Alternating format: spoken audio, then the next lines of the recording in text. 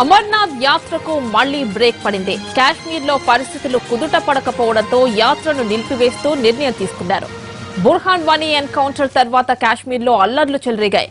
ఇంకా ఉద్రిక్త పరిస్థితులు కొనసాగుతున్నాయి.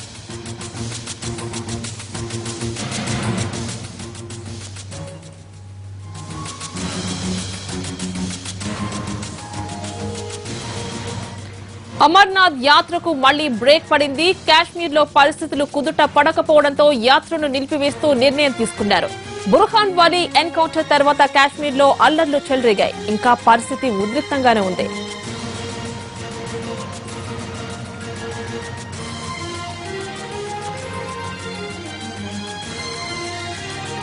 దీనికి సంబంధించి మరిన్ని డీటెయిల్స్ మా ప్రతినిధి సురేష్ అందిస్తారు. సురేష్, దీనికి సంబంధించి మీ దగ్గర ఉన్న డీటెయిల్స్ ఏంటి?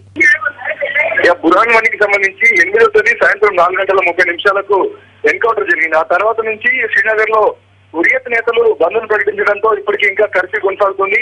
8వ తేదీ నుంచి కర్ఫ్యూ పరిస్థితులు శ్రీనగర్ ఇటు 10 జిల్లాల్లో, కాశ్మీర్ లోని 10 జిల్లాల్లో కొనసాగుతుంది. దీని కారణంగా అమర్నాథ్ యాత్రికులకు తీవ్ర ఇబ్బందులు తప్పట్లేదు. 2 రోజుల పాటు 12, 13వ తేదీలు యాత్రకు అనుమతించినప్పటికీ రాత్రి 2 గంటల సమయంలో ప్రయాణం చేసి అమర్నాథ్ జమ్మూ తావి నుంచి శ్రీనగర్ నుంచి చేరుకున్నారు. మరి ఆ 2 రోజుల తర్వాత ఈ రోజు నుంచి నిన్న రాత్రి నుంచి మాత్రం జమ్మూలో మరొకరికి సంబంధించినటువంటి హత్య జరగడం కారణంగా దాంతో పూర్తి స్థాయిలో ఇక్కడ ఉన్నటువంటి ఉద్రిక్త పరిస్థితులు మరింత వేడెక్కాయి. దీని కారణంగా నిన్న రాత్రి నుంచి అమర్నాథ్ యాత్రను మరొకసారి నిలుపుదల చేశారు. అయితే ఎవరైతే బాల్టాల్ సంబంధించిన బేస్ క్యాంప్ చేరుకొని ఇప్పటికి ఇక్కడ ఉన్నారో వారిని అందరినీ మాత్రం పైకి కొండపైకి అమర్నాథ్ వెళ్లేందుకు అనుమతిస్తున్నారు తప్ప జమ్మూ తావి నుంచి కానీ, పాల్గావ్ నుంచి కానీ, శ్రీనగర్ నుంచి కానీ ఎవరు కూడా వాహనాల్లో అమర్నాథ్ యాత్రకు వెళ్లే బేస్ క్యాంపులు, ఒకటి పహల్గాం బేస్ క్యాంప్, రెండోది ఈ బాల్టాల్ బేస్ క్యాంప్, అక్కడికి వాహనాలు మాత్రం అనుమతించలేదు. ప్రస్తుతం యాత్ర నిలుపుదల చేశారు. ఇక్కడ ఎన్టీవీ బృందం కూడా గత 10వ తేదీ నుంచి ఇక్కడికి అమర్నాథ్ యాత్రకు వచ్చేటువంటి యాత్రికులకు సంబంధించిన తెలుగు వాళ్ళతో పాటు అందరి యాత్రికులకు సంబంధించిన క్షేమ సమాచారం సంబంధించి తెలుసుకునేందుకు ఇక్కడికి వచ్చిన బృందం కూడా ప్రస్తుతం ఎన్టీవీ బృందంలో 3 ఉన్నాం. మనం ఈ కెమెరామెన్ అరుణ్, అలాగే టెక్నీషియన్ రామంజీ రిపోర్టింగ్ గా నేను చేస్తున్నప్పటికీ కూడా మేము కూడా ఈ బృందంలో ఇరుక్కుపోతున్నటువంటి పరిస్థితి. ఇక్కడ యాత్రలో ప్రస్తుతం మేము పూర్తి స్థాయిలో అమర్నాథ్ యాత్రను పూర్తి చేసుకుని బాల్టల్ క్యాంపుకు వచ్చి ఇక్కడ ఉన్నాం. అయినా ఇక్కడ నుంచి బయటికి వెళ్లేందుకు మాత్రం పోలీసులు నిరాకరిస్తున్నారు. ఇక్కడ ప్రస్తుతం జమ్మూ కాశ్మీర్ డీజీపీగా రాజేంద్ర కుమార్ తెలుగు వ్యక్తి పనిచేస్తున్నారు. ఆయన అనుమతితో వెళ్లేందుకు కూడా ఒక డీజీపీ స్థాయి వ్యక్తి మీడియాకు పురస్కరించి బయటికి తీసుకెళ్లేందుకు కూడా జరుగుతున్నారంటే ఇక్కడ ఉన్న ఉద్రిక్త పరిస్థితులు కర్ఫ్యూకి సంబంధించి మనం తెలుసుకోవచ్చు. వైజాగ్ టు కాకినాడ నుంచి వచ్చినటువంటి 2 యువకులు కూడా మనతో పాటు బృందంతో పాటు ఉన్నారు. అందులో ఒకరు రోహిత్ వైజాగ్ నుంచి వచ్చారు, మరొకరు విజయనగరం నుంచి కూడా వచ్చారు. వీరిరువురు కూడా పూర్తి స్థాయి మన ఎన్టీ బృందంతో ఉన్నారు. వాళ్ళ ప్రాణాలను అరచేతులు పెట్టుకుని యాత్రలు పూర్తి చేస్తున్న వాళ్ళు తిరుగు ప్రయాణం కోసం ఎదురు చూస్తున్నారు. అయితే బాల్టాల్ క్యాంప్ లో ఒక తెలుగు వాళ్ళకి సంబంధించినటువంటి లంగర్ 8 నెంబర్లో తెలుగు వాళ్ళతో పాటు అందరికీ కూడా ఇక్కడ వచ్చిన వారికి ఉచిత అన్నదానాన్ని ఏర్పాటు చేశారు వాళ్ళు సిద్దిపేట వాళ్ళు. దాని కారణంగా ఇక్కడ ఉన్న తెలుగు వాళ్ళందరూ కూడా సురక్షితంగా ఉన్నారని చెప్పుకోవచ్చు. వారికి కావాల్సినటువంటి ఉండేందుకు టెంట్లు ఏర్పాటు చేశారు. దాంతో పాటు భోజన సదుపాయం ఉంది. దీంతో పాటు ఇక్కడ ఉన్నటువంటి వారికి రక్షణ చర్యల భాగంగా మిలిటరీ పూర్తి స్థాయిలో సహాయ సహకారాలు అందిస్తూ రక్షణ చర్యలను ఎప్పటికప్పుడు అప్డేట్ చేస్తుంది. దాంతో పాటు పారామిలిటరీ ఫోర్సెస్ కూడా బాల్టాల్ క్యాంపు, ఇటు అమర్నాథ్, పహల్గాం ఏరియా పూర్తి స్థాయిలో వాళ్ళ హ్యాండ్ ఓవర్ లో ఉండడం కారణంగా ఇక్కడ ఉన్న యాత్రికులందరూ కూడా సురక్షితంగా ఉన్నారు. అయితే ఇక్కడ నుంచి బయటికి వెళ్లేందుకు మాత్రం అనుమతించట్లేదు. ఎందుకంటే వెళ్లే దారిలో ఇక్కడ నుంచి బాల్టాల్ క్యాంపు నుంచి కానీ, పహల్గాం క్యాంపు నుంచి కానీ, జమ్మూ తావి కానీ, శ్రీనగర్ కానీ వెళ్ళాలంటే మాత్రం మధ్యలో రాళ్ల వర్షం కురుస్తుంది. దాంతో పాటు 4 రోజుల కిందట ఒక పోలీస్ స్టేషన్ పై దాడి చేసి అక్కడ ఉన్నటువంటి వెపన్స్ అన్ని కూడా ఎత్తుకుపోయారు. అవి ఇంకా ఇప్పటికీ ట్రేస్ అవునటువంటి పరిస్థితి పూర్తిగా. దాని కారణంగా అవి ఎక్కడ తేలిపోయినటువంటి భయాందోళనలో యాత్రికులు ఉన్నారు. మరోవైపు ఇటు పోలీస్ డిపార్ట్మెంట్ ఉంది. దాంతో పాటు సైన్యం ఎప్పటికప్పుడు పూర్తి స్థాయిలో రక్షణ చర్యలు చేపట్టినప్పటికీ కూడా ఇంకా ఉద్రిక్త పరిస్థితుల్లో యాత్రికులు అమర్నాథ్ గత ఏడాది కంటే గతంలో కంటే కూడా ఈసారి తగ్గుముఖం పట్టారని చెప్పుకోవచ్చు. ఇప్పటికీ 10 రోజులు పూర్తయింది. మరొక 30 రోజుల పాటు మాత్రమే యాత్ర ఉంది. దానికి తోడు ప్రకృతి సహకరించట్లేదు. నిన్న నుంచి వర్షం అమర్నాథ్ వెళ్లేందుకు యాత్రికులకు వర్షం పడుతున్నటువంటి పరిస్థితి. ఈ రోజు కూడా ఉదయం నుంచి వర్షం కంటిన్యూస్ గా ఇటు బాల్టాల్ క్యాంపు, శ్రీనగర్ సంబంధించినటువంటి కాశ్మీర్ లోయలో పైకి అమర్నాథ్ వెళ్ళేటువంటి ప్లేస్ లో మొత్తం వర్షం కురవడం కారణంగా యాత్రికులకు సంబంధించి బేస్ క్యాంపుల నుంచి పైకి వెళ్లేందుకు కూడా తీవ్ర ఇబ్బందులు ఎదుర్కొన్నటువంటి పరిస్థితి. ప్రస్తుతం అయితే కర్ఫ్యూ 10 జిల్లాలో కొనసాగుతుంది. హురియత్ నేతలు ఇచ్చినటువంటి బంద్ను పూర్తి స్థాయిలో ఎటువంటి అవాంఛనీయ సంఘటనలు జరగకుండా సురక్షితంగా అందరినీ ఉంచే దిశగా ప్రయత్నాలు ఇటు జమ్మూ కాశ్మీర్ సంబంధించిన పోలీసులతో పాటు పారామిలిటరీ సైన్యం గత 8వ తేదీ నుంచి కూడా ప్రయత్నాలు చేసింది. దానిలో భాగంగా ఇప్పటి వరకు ఎలాంటి అవాంఛనీయ సంఘటనలు చోటు చేసుకునే ఒక వర్షము, దానికి తోడు ఒక పోలీస్ స్టేషన్ పై దాడులు చేసి ఆయుధం ఎత్తుకోవడం తప్ప ఎక్కడా కూడా యాత్రికుల పైన దాడులు జరగలేదు, ఒక రాళ్ల దాడి తప్ప. ప్రస్తుతం అయితే ఇక్కడ ఉన్నటువంటి యాత్రికులు సురక్షితంగా ఉన్నారు. వారికి కావాల్సినటువంటి సురక్షితంగా ఉండేందుకు ఆర్మీ పూర్తి స్థాయి చర్యలు చేపట్టింది. బేస్ క్యాంప్ లోనే పూర్తిగా అందరూ ఇరుక్కుపోయినటువంటి పరిస్థితి. సురేష్, అయితే మరి ఇద్దరు తెలుగు వారు మీతో ఉన్నారు, ఎన్టీవీ సిబ్బందితో ఉన్నారు అని అంటున్నారు. వారు కాకుండా ఇంకెవరైనా తెలుగు రాష్ట్రాల నుంచి ఉన్నారా అక్కడ యాత్రకు వచ్చిన వాళ్ళు? మనతో పాటు రోహిత్ అనే యువకుడు ఉన్నారు. వైజాగ్ నుంచి, విజయనగరం నుంచి వచ్చిన, కాకినాడ నుంచి వచ్చినటువంటి బృందంలో ఒకరు. మాట్లాడే ప్రయత్నం చేద్దాం. చెప్పండి రోహిత్, ఏమైంది మీరు ఇక్కడ వచ్చిన తర్వాత? ఎలాంటి పరిస్థితులు ఎదుర్కొన్నారు? ఎప్పుడు వచ్చారు? మేము ఇక్కడ 7th జమ్ము వచ్చాము. 7th జమ్ము వచ్చి ఇక్కడ 8th ఇక్కడ కర్ఫ్యూ స్టార్ట్ అయింది. ఇంకా అప్పటి నుంచి స్టక్ అయితే 5 days జమ్మూలోనే అట్లే ఉండిపోయాము. తర్వాత మిలిటరీ సాయంతో కాన్వాయ్లో స్టార్ట్ అయ్యి ఇక్కడ పహల్గామ్ బయలుదేరాము. దారిలోనే మా బస్ మీద రాళ్ళ వేయడంతో వాళ్ళు ఆర్మీ వెంటనే అలర్ట్ అయ్యి పహల్గామ్ నుంచి మా బాల్దాన్ డైవర్ట్ చేశారు. ఈ బాల్దాన్ వచ్చాక మేము ఇక్కడ దర్శనం చేసుకున్నాం. ఎంతో కష్టపడి దర్శనం చేసుకున్న తర్వాత మాకు ఎన్టీవీ బృందం కలిశారు. మేము వాళ్ళతో ఉన్నాం, వాళ్ళే మాకు హెల్ప్ చేస్తున్నారు.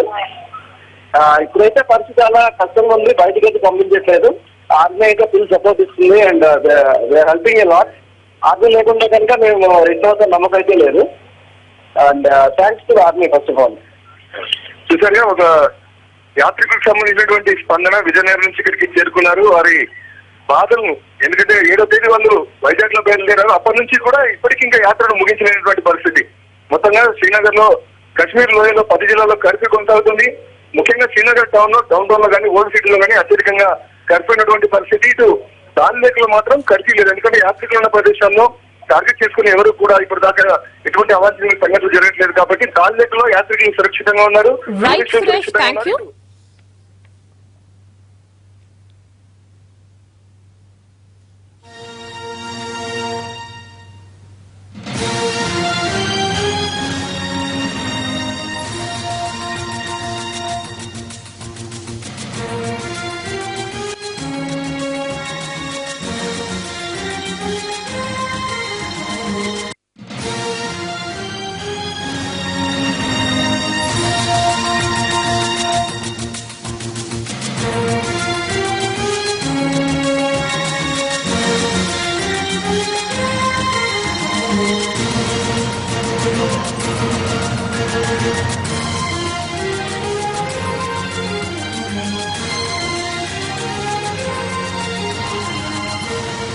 పశ్చిమ బెంగాల్లో రాష్ట్రపతి ప్రణబ్ ముఖర్జీ కాన్వాయ్ లో ప్రమాదం చోటు చేసుకుంది. ప్రణబ్ కు స్వాగతం పలకడానికి వెళ్తుండగా ఓ సెక్యూరిటీ వాహనం లోయలో పడింది. 6 సిబ్బంది తీవ్రంగా గాయపడ్డారు.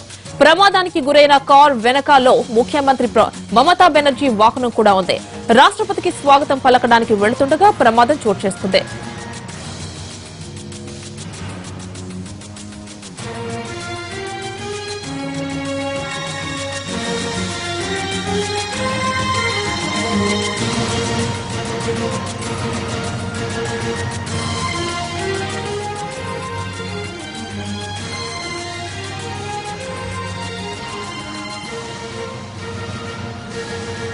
పశ్చిమ బెంగాల్లో రాష్ట్రపతి ప్రణబ్ ముఖర్జీ కాన్వాయ్ లో ప్రమాదం చోటు చేసుకుంది. ప్రణబ్ కు స్వాగతం పలకడానికి వెళ్తుండగా ఓ సెక్యూరిటీ వాహనం లోయలో పడింది. 6 సిబ్బంది తీవ్రంగా గాయపడ్డారు. ప్రమాదానికి గురైన కార్ వెనకాలో ముఖ్యమంత్రి మమతా బెనర్జీ వాహనం కూడా ఉంది. రాష్ట్రపతికి స్వాగతం పలకడానికి వెళ్తుండగా ప్రమాదం చోటు చేసుకుంది.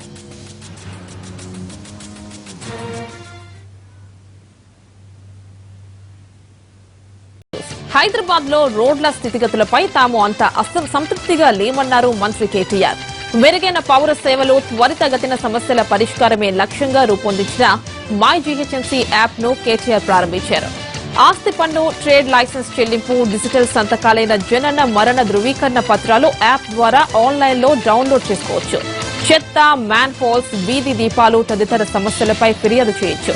జీహెచ్ఎంసీ ప్రధాన కార్యాలయంలో జరిగిన ఈ కార్యక్రమంలో mayor Bonthu Rammohan, commissioner Janardhan Reddy, deputy mayor Baba Fasiuddin పాల్గొన్నారు. ఎవరు తిప్పుకోకుండా ప్రతి నిమిషం మమ్మల్ని బాగా పనిచేస్తున్నారు, శబాష్ అని చెప్పి మమ్మల్ని అనిపించుకోవాలని మాకు కూడా ఉంటుంది. హైదరాబాద్ లో నాకు కనుక అవకాశం ఉంటే అబ్రకదబ్ర లాంటిది ఏమైనా ఉంటే నా దగ్గర కూడా తెల్లారికల్లా మొత్తం వైట్ టాప్ చేసేది నేను కూడా. కానీ ఈ సమస్యలు ఏదో మేము సృష్టించినవి కాదు, మేము మాతో పాటు తీసుకొచ్చినాయి కాదు, ఉన్నాయి తరతరాలుగా ఉన్న సమస్యలు. ఆలోచన లేకపోవడం. నేను మన కేపీహెచ్బీలో తిరిగితే ఆశ్చర్యకరమైన విషయం చెప్పారు ఒకటి. అంత పెద్ద రోడ్డు 150 ఫీట్ల రోడ్డు, దానికి డ్రైనేజ్ దిక్కులేదు. ఎవరికి చెప్పాలి ఇప్పుడు నేను? ఎవరిని అనాలా? ఇప్పుడు ఎవరిని ఏమనాలంటే కూడా ఇప్పుడు ఎవరినంటే మళ్ళీ ఏదో బాధ. కాబట్టి స్టామ్ వాటర్ డ్రైన్స్ లేవు. ఉన్న స్టామ్ వాటర్ డ్రైన్స్ నాళాలుగా మారిపోయినాయి. చెప్పుకుంటూ పోతే ఇప్పుడు నేను నా బాధ చాలా చెప్పాల్సి వస్తుంది. కానీ వాటి జోలికి పోను. కానీ పరిష్కరించే బాధ్యత మా మీద ఉంది. మేము డ్రైవర్ సీట్ లో కూర్చుని ఇంకెవరిని నిందించి లాభం లేదు. ఎవరిని నిందించామో ఇది మాకు వారసత్వంగా సంక్రమించిన సమస్యలు ఏవైతున్నాయో వాటిని డెఫినెట్ గా పరిష్కరించే సత్తా కూడా మాకుంది. పరిష్కరిస్తాము. కొద్ది సమయం ఇవ్వండి. మీతో పాటు మేము కూడా సంతోషంగా లేము, అసంతృప్తిగానే ఉన్నాం హైదరాబాద్ రోడ్ల విషయంలో కానీ ఇతర విషయాల్లో కానీ. నేను అధికారులకు ఎప్పుడు చెప్పేది ఒకటే, ప్రజలు మన నుండి అద్భుతాలు ఆశించండి. ఎస్సీ వర్గీకరణకు సంబంధించి టీడీపీ నేత రేవంత్ రెడ్డి చేసిన వ్యాఖ్యలపై ఆగ్రహం వ్యక్తం చేసిన మాల మహానాడు నేతలు ఎన్టీఆర్ ట్రస్ట్ భవన్ ముందు ఆందోళనకు దిగారు. రేవంత్ రెడ్డికి వ్యతిరేకంగా నినాదాలు చేశారు. దీంతో టీఎన్ఎస్ఎఫ్ మాల మహానాడు నేతల మధ్య తోపులాట జరిగి ఎన్టీఆర్ ట్రస్ట్ భవన్ ముందు ఉద్రిక్తత చోటు చేసుకుంది. విషయం తెలుసుకున్న పోలీసులు మాల మహానాడు నేతలను అరెస్ట్ చేసి బంజారాహిల్స్ పోలీస్ స్టేషన్ కు తరలించారు.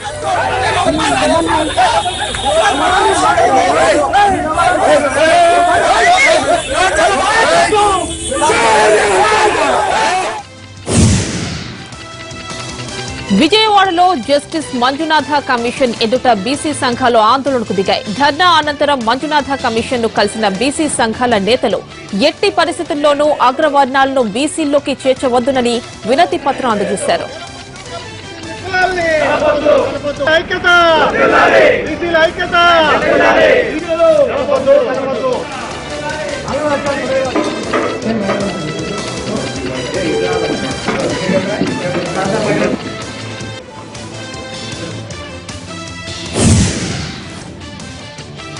విజయవాడ ప్రభుత్వాసుపత్రిలో చిన్నారి మిస్సింగ్ కేసులో దర్యాప్తు చురుగ్గా సాగుతోంది. విజయవాడ బస్టాండ్లో సీసీ కెమెరా దృశ్యాల ఆధారంగా పోలీసులు దర్యాప్తు చేస్తున్నారు. 3 మహిళలు పసికందులు ఎత్తుకు వెళ్లినట్లు గుర్తించారు. ప్రభుత్వాసుపత్రిలో పసికందుల్ని ఎత్తుకు వెళ్లే ముఠానే ఈ పని చేసిందని పోలీసులు భావిస్తున్నారు. బాబును తీసుకుని వృద్ధురాలు గుంటూరు బస్ ఎక్కినట్లుగా సీసీటీవీ ఫుటేజ్ ద్వారా తెలుస్తోంది. దీంతో పోలీసులు మహిళలను గుర్తుపట్టే పనిలో ఉన్నారు.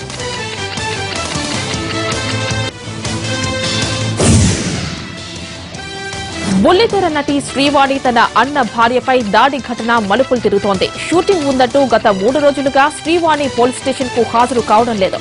శ్రీవాణి విచారణకు సహకరించకపోతే అరెస్ట్ వారెంట్ జారీ చేస్తా ఉంటున్నారు పోలీసులు.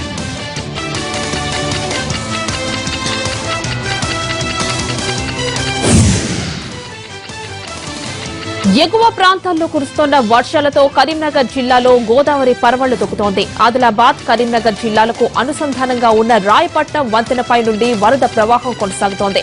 ముందు జాగ్రత్త చర్యగా ఆ వంతెనపై రాకపోకలు నిలిపివేశారు. దాంతో వంతెనకు ఇరువైపులా భారీగా వాహనాలు నిలిచిపోయాయి. వరద ప్రవాహం తగ్గిన తరువాతే రాకపోకలు పునరుద్దరిస్తామని అధికారులు చెబుతున్నారు. ఇరు జిల్లాల మధ్య రాకపోకలు నిలిచిపోవడంతో జనం ఇబ్బంది పడుతున్నారు.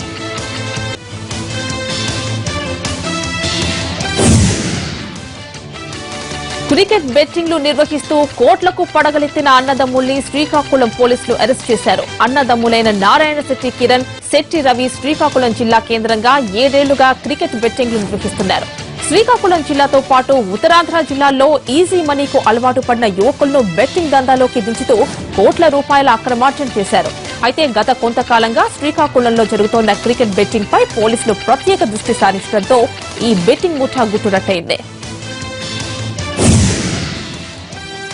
దిగువ మధ్య తరగతి కుటుంబానికి చెందిన వీళ్లు బెట్టింగ్లతో కోట్లలో ఆస్తిపాస్తులు కూడబెట్టారు. అయితే చాలా కాలంగా వీళ్లు పోలీసులకు దొరకకుండా తప్పించుకు తిరుగుతున్నారు.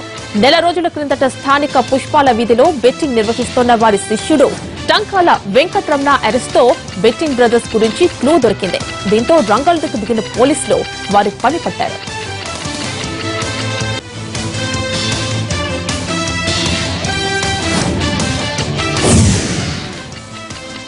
తాజాగా కిరణ్ సోదరులను అరెస్ట్ చేసి వారి నుంచి 1,88,000 రూపాయల నగదు, 9 తులాల బంగారం, ఓ కార్, 3 బైక్లు, సెల్ ఫోన్లు, ట్యాబ్లను స్వాధీనం చేసుకున్నారు పోలీసులు. అంతేకాకుండా బెట్టింగ్ల ద్వారా వీళ్లు 30 కోట్ల రూపాయల ఆస్తులు సంపాదించినట్టు చెబుతున్నారు పోలీసులు. ఇక నుంచి శ్రీకాకుళం జిల్లాలో బెట్టింగ్ కార్యకలాపాలకు పాల్పడుతున్న వారిపై కఠిన చర్యలు తప్పవని హెచ్చరించారు డీఎస్పీ భార్గవ నాయక్.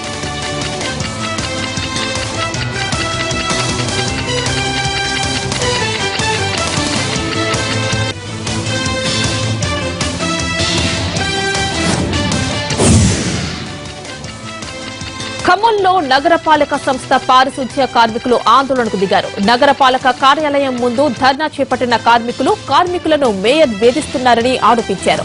మేయర్ ఏకపక్షంగా వ్యవహరిస్తున్నారని మండిపడ్డారు కార్మికులు. ఇప్పటికైనా ప్రభుత్వం స్పందించి తమ సమస్యలు పరిష్కరించాలని డిమాండ్ చేశారు. కార్మికుల ధర్నాకు సిఐటియు నేతలు కూడా మద్దతు పలికారు.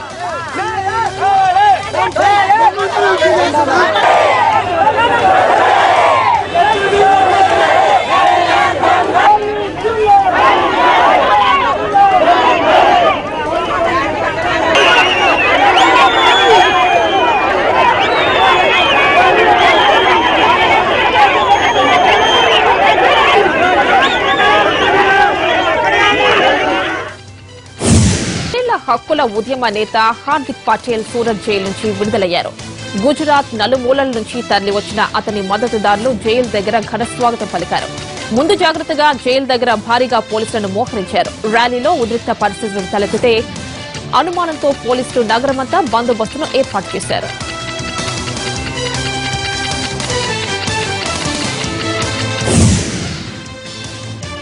ప్రసంగాలతో యువతను ఉగ్రవాదులకు ప్రోత్సహిస్తున్నారన్న ఆరోపణలను ఎదుర్కొంటున్న క్రమంలో మొదటిసారి జకీర్ నాయక్ స్పందించారు. స్కైప్ ద్వారా మీడియాతో మాట్లాడిన జకీర్ తానెప్పుడూ ఉగ్రవాదాన్ని సమర్థించలేదని చెప్పారు. భారత్ లో తనకు వ్యతిరేకంగా కుట్ర జరుగుతోందని ఆరోపించిన జకీర్ బంగ్లా దాడులకు తానే స్ఫూర్తి అని చెప్పడం సరికాదన్నారు.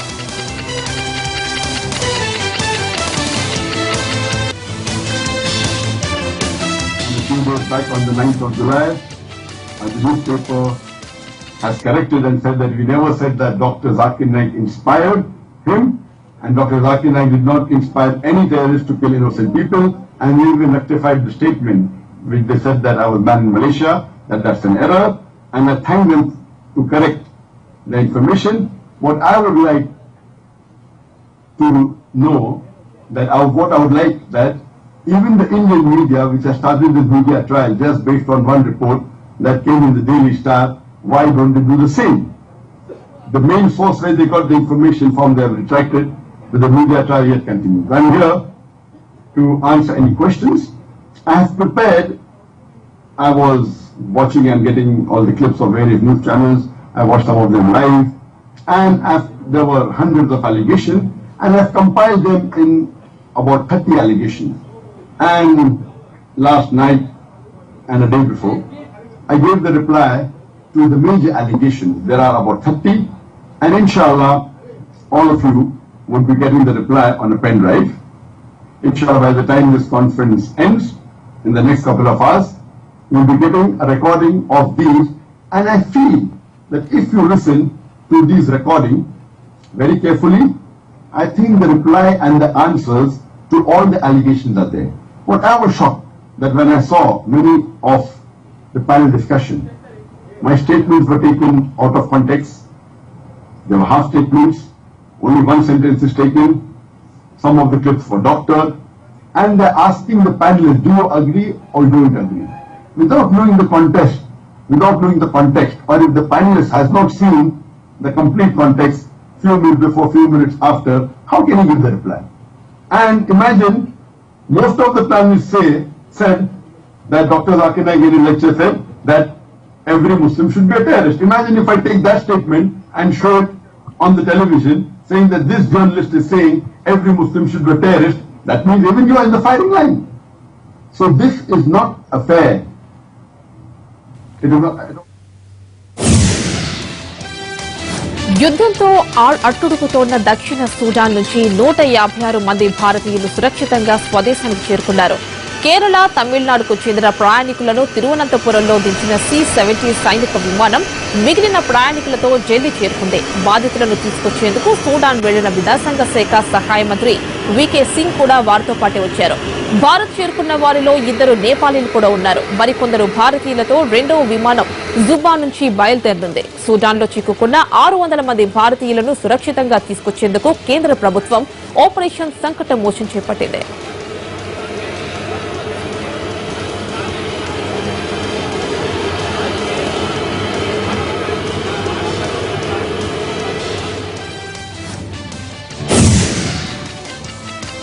భారత నౌకాదళానికి చెందిన 6 మహిళా సిబ్బంది గోవా నుంచి మారిషస్ కు వెళ్లి క్షేమంగా తిరిగొచ్చారు. పూర్తిగా మహిళా సిబ్బందితో వెళ్లిన నౌక ఇదే కావడం విశేషం.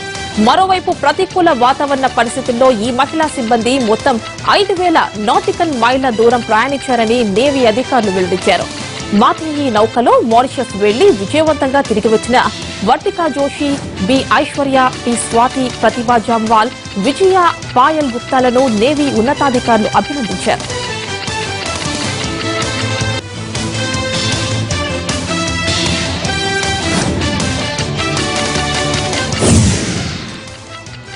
బ్యాస్టన్ డే రోజే ఫ్రాన్స్ లో పెను విషాదం. దక్షిణ ఫ్రాన్స్ లో నీస్ నగరంలో జనంపైకి దూసుకువెళ్లిన ఓ ట్రక్ బీభత్సం సృష్టించింది. ఈ ప్రమాదంలో 80 మంది మరణించారు. మరో 100 మందికి పైగా గాయపడ్డారు. గాయపడ్డ వారిలో పలువురి పరిస్థితి విషమంగా ఉంది. ఫ్రాన్స్ నేషనల్ డే సందర్భంగా ఘనంగా వేడుకలు నిర్వహిస్తున్నారు. ఓ రిసార్ట్ వద్ద జరుగుతున్న సంబరాల్లో వందల మంది పాల్గొన్నారు. అదే సమయంలో అటుగా వచ్చిన ఓ ట్రక్ జనంపైకి దూసుకుని వెళ్లింది.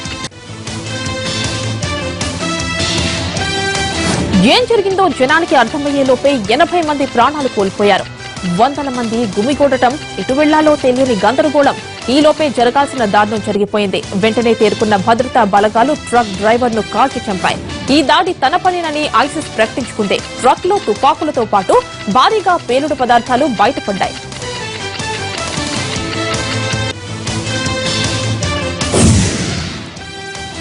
వెస్టిండీస్ పర్యటనకు వెళ్లిన భారత క్రికెటర్స్ అంతా తీరిక సమయాల్లో అక్కడ దీవుల్లోని అందాలను ఆస్వాదిస్తుంటే ఓ 2 ఆటగాళ్లు మాత్రం అక్కడ గుర్రాలతో దోస్తీకి ప్రయత్నిస్తున్నారు. ఇప్పటికే అశ్వాలను మచ్చిక చేసుకోవడంలో అనుభవం ఉన్న స్పిన్నర్ రవీంద్ర జడేజా బీచ్లో విండీస్ గుర్రాలపై స్వారీ చేస్తూ ఆనందిస్తున్నాడు.